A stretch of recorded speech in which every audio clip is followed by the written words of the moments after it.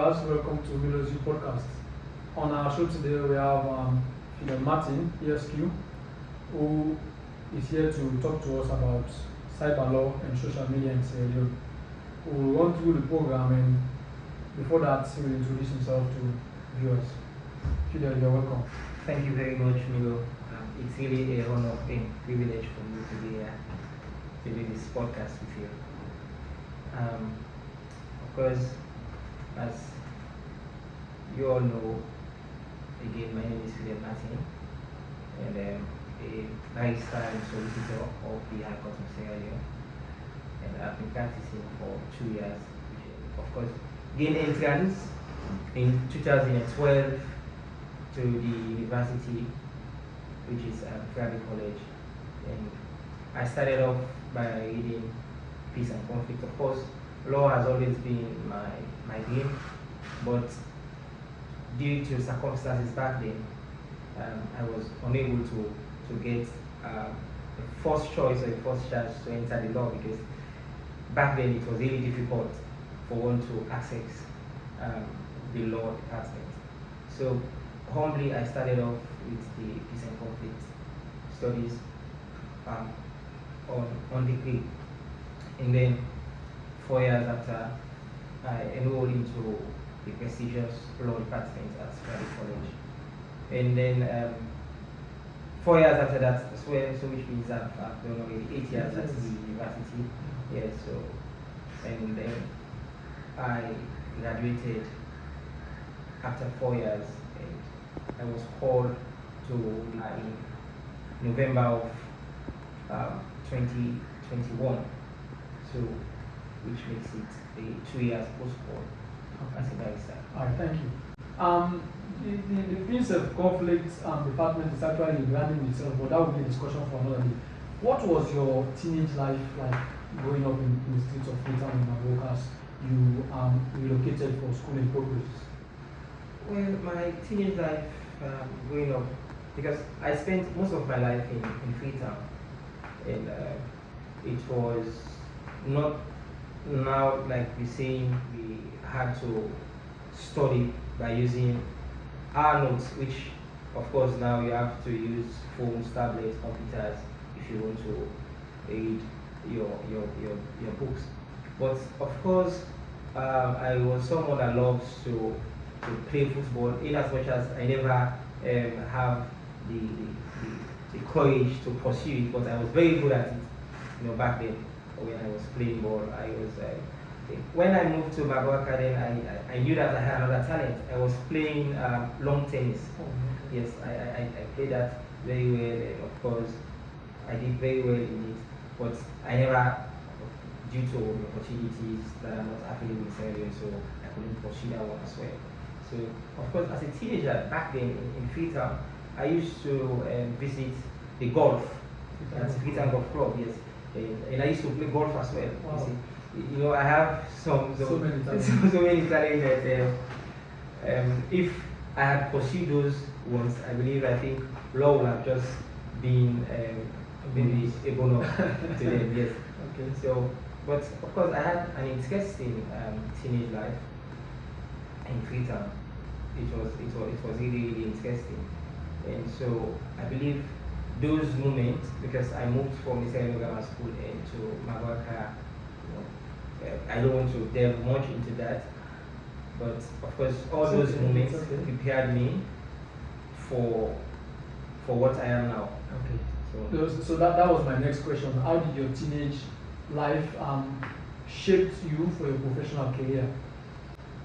Given all these traveling to the provinces, because of course I was also going for holidays to go honor, because my father wasn't stationed in Freetown. The work my father is doing normally takes him away from Freetown, so most cases, most of the times he's in and out of Freetown. So in fact, that gave the reason, of course, for me to relocate to Magoaka. So, and that prepared me, because as a teenager, I was able to care for myself without the supervision of a parent or a proper guardian. I was the one that studied myself during the basic examination, which is the Becker. I was the one that studied myself. My father was in and out of Freetown. I sat down in Freetown at the St. Grammar School, and of course, I gained access again to the same St. Grammar School, which I sat for. And a year after, I relocated to Milo.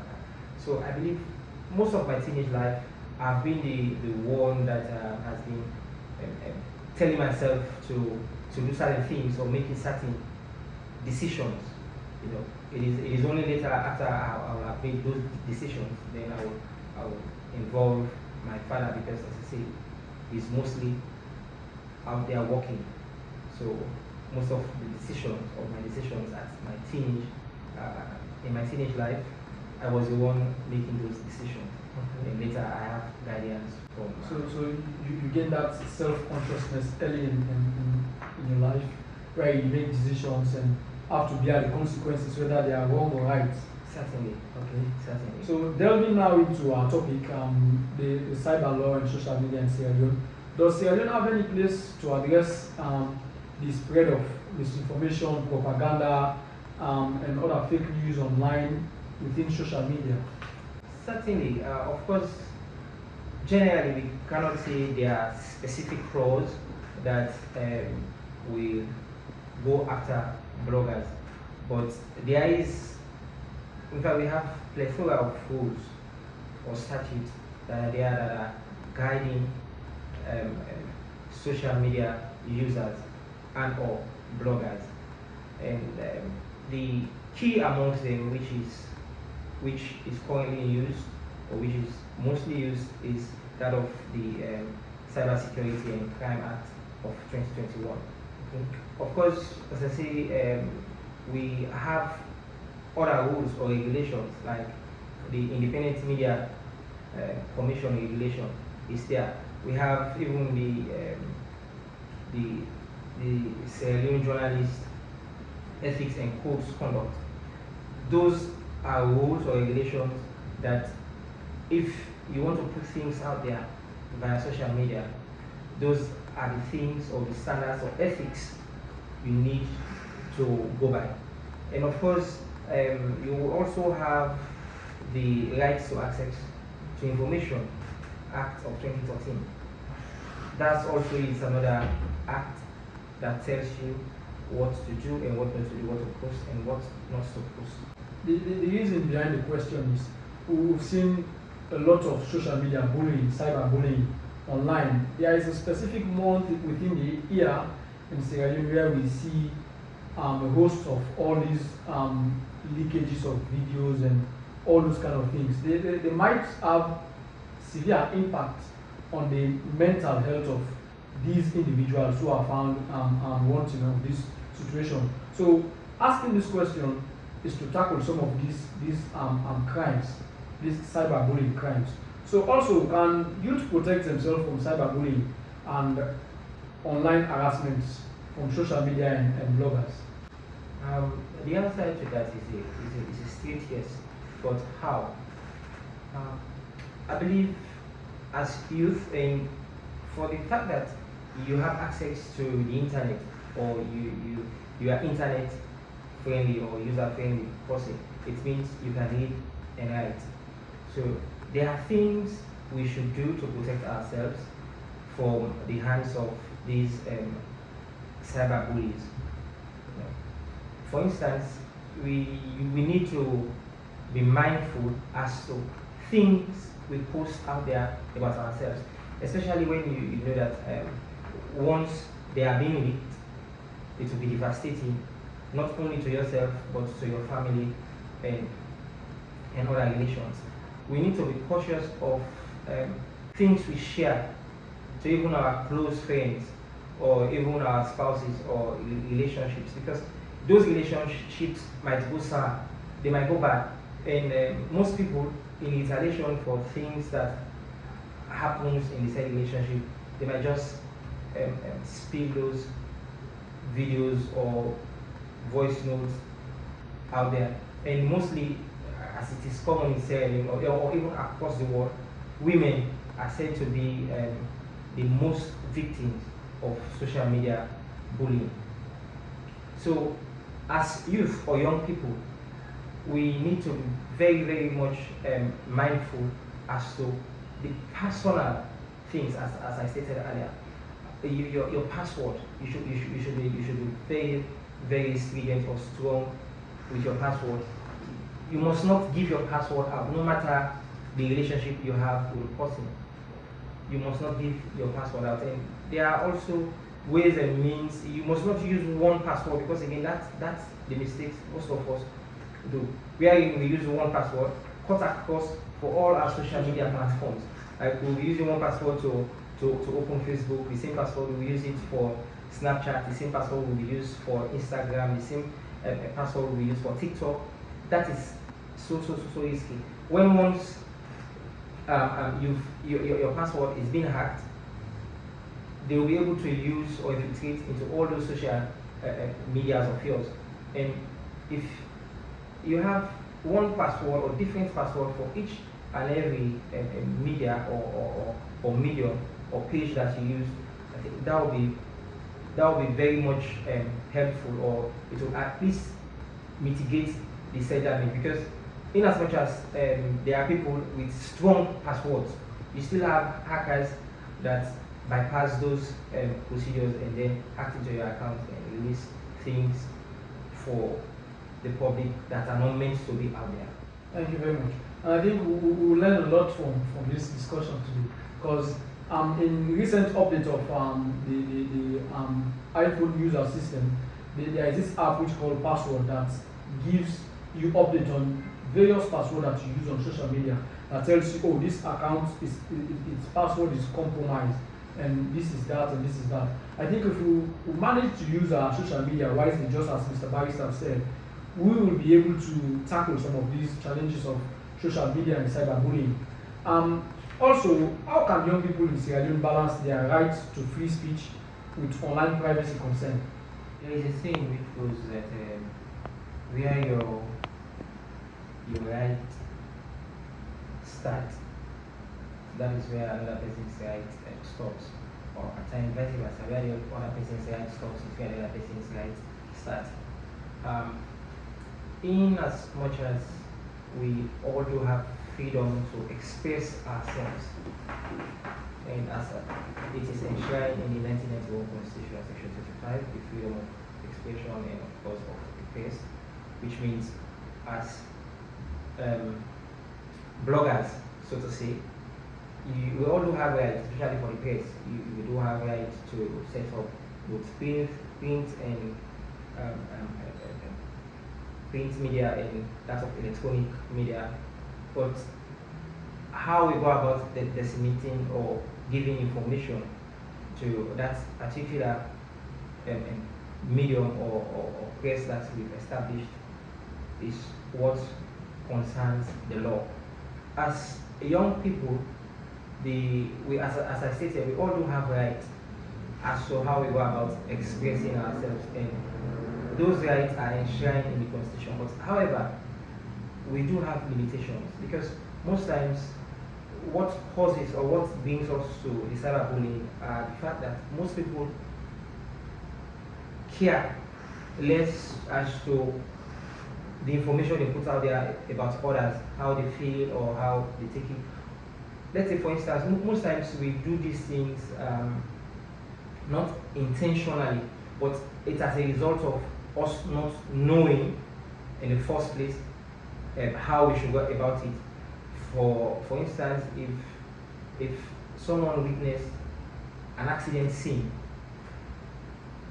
in recent times, when people witness accident scene, instead of them wanting to help the people that are the victims, they will instead take up their phones and start videoing the whole thing. And immediately after that, they will post it on social media. And we've seen in most cases where you will see dead bodies or corpses being circulated around social media without prior warning. Let's say, for instance, if someone stumbled upon that particular photo, a relative of that deceased stumbled upon such photos without prior warning, that in itself will be devastating to that relative. So the reason behind all these questions is there are so many times when we see people violating the right of others online on social media, and they will say, as we say, now me right for post time, now me megabyte and everything, you go online and insult people, and where I would say social media and nuisance don't plenty all over the place. We see so many mamikos insulting one another and all. I think, are there a particular law to mitigate some of these social media nuisances? Of course, the Cybersecurity Act 2021. If you look at Section 44 of the said Act, which talks about cyber stalking and cyberbullying, it makes provision if one uses be it a computer or a phone or whatever means to send out a message out there which is defaming to the victim or to the person that is being attacked, and the person have evidence to the effect to that particular blogger or the person that sends that message out, then the person can be sued via the said act by using that particular section. Okay. And again, the other prevalence we see in Sierra Leone is that most of these people that are doing this are not based in Sierra Leone. And this act also made provision, if even you are not within Sierra Leone, once you go about inciting the public, as we've seen over the years where people will be staying overseas and inciting the public to come out against government. Once that is done now, that is why the provisions are there now. We do not have the international aspect wherein you'll be extradited to Sierra Leone and you will face punishment or trial. So long are the days when people will just go on social media and say things as they feel or want, or maybe because you think that you are out of the country, so which means you are out of reach. Now, this act has made provision for the law to extend its hands out of the reach of this region. Mm-hmm. So if even you are out of Sierra Leone or you are within Sierra Leone, if you say or do an inciting statement on the media and there is an evidence to the effect, you will be going to book. Another very important aspect of the use of social media is age restriction. Are there any age restriction within the constitution of Sierra Leone that there is a particular age for users to have the mandate to go through social media and have various social media accounts?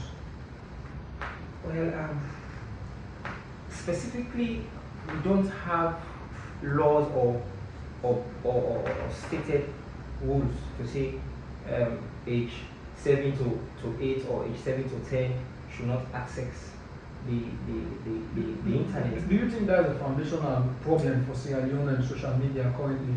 I cannot say it's a foundational problem. It's just that Sierra Leone, we are mostly very slow to evolve as the world evolves. That has been our own problem as a nation. Because for countries like well, mostly not even Sierra Leone, but Africa, so to say. But of course, you have like England or America, for instance. In America, they have this COPPA, which is the Children's Online Privacy Protection Act. Mm-hmm. You know, that is what they use to regulate children if they want to go online. And for Sierra Leone, the age bracket, which is the standard age bracket. In fact, most social platforms like Facebook, TikTok, Snapchat, X, Twitter before now X, Instagram, the age limit is 14 years. You need to be at age 13 or so before you are being able to access those platforms. If not, and in fact, even by so doing, you need parental guidance. And if there are no parents and guardians, you will not be able to access those platforms. So, of course, as a Commonwealth country, I believe will benefit as to those laws set out for children as well. So what with all this, as the laws are there within the constitution, and are there major enforcements within these laws?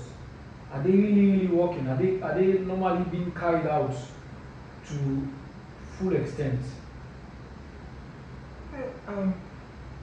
As recently, the Cybersecurity and Crimes Act have seen the evolution of how, especially bloggers or people that prior to now we just go to the media and say things, skating things about others. It has reduced that level of people getting away with whatever they say on social media. One of the recent happenings was that of Hava Hunt, who was arrested in a live TV show entirely, a popular TV show entirely. She was arrested because she said, prior to the election, she said some insightful things, insulting, vulgar languages against His Excellency and the First Lady. So she was arrested and she was brought before the law for that. And in another instance where we are in this cybersecurity law has also been used was in the instance of a popular musician. It goes by the name LJ. He had issue with Asma James, Miss Asma James, wherein at the end of the day, LJ had to apologize and do retraction to the things he said about Mrs. Asma James because of the provisions that are enshrined in this act. If this act was in there, people would just, before now, people just go about saying things about others that are not truthful just because they want to defame you or they want to taint your image. They care less as to what the consequence will be. But by the inception of this act, we've seen certain reduction as to how meaningful people within society are carrying themselves now in saying things on social media. In as much as the awareness is not that much out there currently, but for those that have the knowledge about the punishment that are being enshrined in the Cybersecurity Act, they are now mindful as to things, especially certain bloggers, they are being mindful as to things they post on their blogging platform compared to now. There was a time in this country, every week you will see on social media the leaking of notes. But when this act started acting, we've seen drastic reduction in those areas. As this saying goes, charity begins at home. Does the home or school or community have a role to play when it comes to online safety? The school has a huge role. Same with the home. We need to have digital knowledge. Let's take the home for instance, or for example. The parent needs to educate their children or their child as to the ethics or the ethical use of social media, what to post and what not to post, how to respond to people online, because the internet was created for us to communicate easily, and of course it's a friendly space. It's supposed to be a friendly space, and if being put into use, I believe its advantages or its usefulness outweighs its disadvantages, especially for children. We have several learning facilities or learn spaces that are being placed on the internet.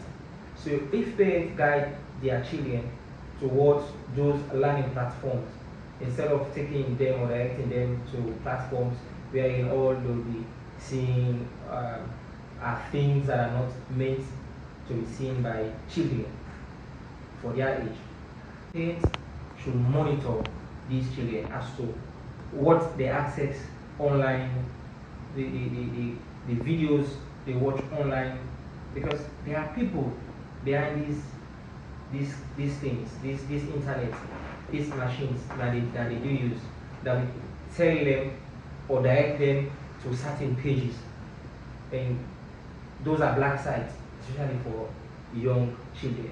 So, but if they have parents as guardians, I believe they will be properly schooled as to how to navigate their ways by using the internet. Okay, sorry to cut you short. And also in countries like the UAE, the United Arab Emirates, and let's say Dubai, and other Asian countries, we see how they try as hard as possible to restrict some of the social media apps, yes, apps to keep children safe.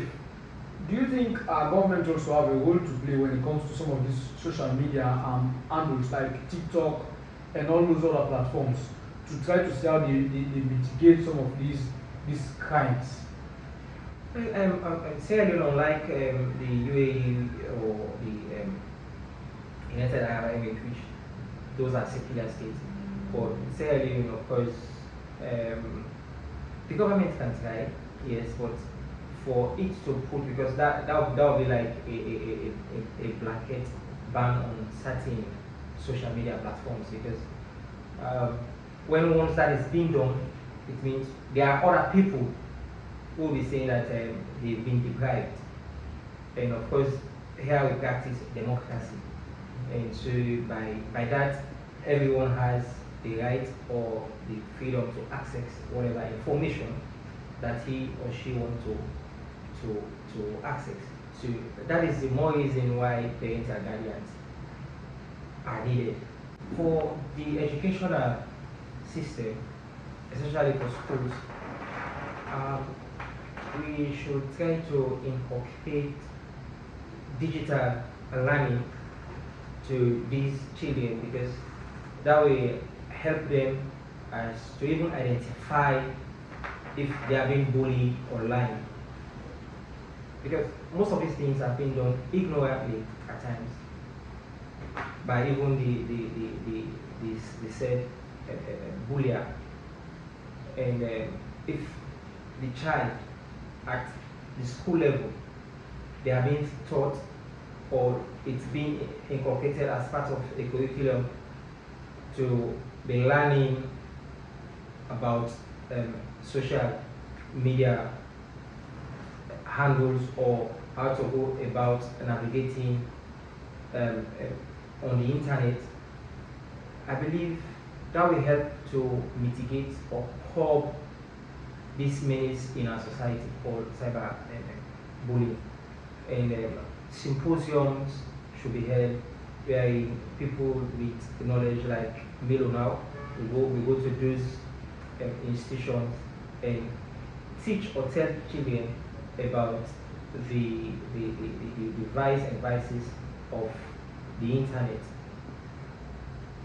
So I believe the school has a greater role to play, as well as that of the parents. Same with the community where they're coming from, because most times these children will be restricted at home not to watch certain videos or not to listen to certain things, but when they get to school, there are other children all bring these things to school, and most children learn how to involve in certain dubious acts from their colleagues, because some bring it right into the classroom. Whereas you have some children, they will tell you that your phone will only be given to you when you are at home. Right? So the parents will be there monitoring as to what the child do on the internet. Whereas you have some parents, they will give full access to their child. So, Mr. Barrister, as we round up, we have a question from one of our followers, whose name is Martin Eyalokimonde. He is asking that he wants to know how are service providers and government agencies held accountable under the Act or under the Constitution of Sierra Leone, and what are the implications of vicarious liability for breaches of cybersecurity regulations in Sierra Leone? Thank you. That's an intriguing one there for Martin. Of course, service providers, government agencies, and of course, could be held liable if they breach the Cybersecurity Act. As for service providers, if you breach the rule of confidentiality, which is very much paramount in data storage or in the internet space that we are all using.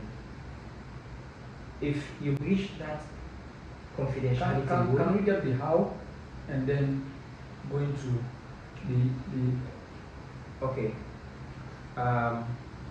Like, how do they breach this confidentiality? For instance, like you and I, we are using Orange network, and then we have a private conversation. Someone will go to Orange. Probably we have a business conversation which is private, and we don't want third party to hear it or be to the known to a third party. But the person on the other side, maybe a competitor, a business competitor, will go to Orange, and then they will ask for our conversation. They will just give my number and your own number, and then if Orange, because they do have it in their system, because even when the cyber units at the CIA, when they normally do their investigations to get phone calls or communication between people, they go to these service providers. So if that, once that is done without our consent, if a business competitor goes to either of these service providers and they provided them these, for example, that is, I'm just saying for example, provided them these information, our conversation without our knowledge, and then we realize later that our conversation was leaked by a service provider. That means they breached the rule of confidentiality, and they should at all material time stick to the rule of confidentiality. So once that is being breached, then they will be held liable by the Cybersecurity Act, because there is a rule for confidentiality. And then, of course, coming to vicarious liability is when there is an agent in principal relationship, or there is an employer and an employee relationship. So if an employer had an employee, and the employee does something or do something in, mostly it will not be to the known of this or that employer, where there is an issue, because that is the denial they normally do have, that I wasn't in the know. But if you are the employer, you'll be held liable as well, because you employ that particular individual. And in cases like this normally happens for the print media. If the editor of the said print or the said newspaper is not aware, in as much as he is not aware that one of his writers or journalists has published something out there, and later that thing turned out to be an issue to the broadcasting house or to the printing house, then the said employer or the said editor will be equally held culpable or liable. So that is why when people normally bring action in instances like that, they will bring both the employer and the employee. So that is for vicarious liability. So yes, the law makes provision for government personnel and that of service providers to be held culpable liable. Thank you very much once more, Fidel Martin, ESQ. We will find the time to have you back on our podcast program. We hope viewers really enjoyed this session. Continue to follow, like, share all of our videos, and this is Milo Youth Podcast, and I have been your host, Milton Kobamole. Until next time, stay tuned. Hey, bringing hope and spreading cheer. Hey, for the youth of Sierra Leone, we're here. Hey, Milo's Youth Podcast, come and see. Empowering dreams, setting minds free. Together we grow, together we thrive. With Milo's Youth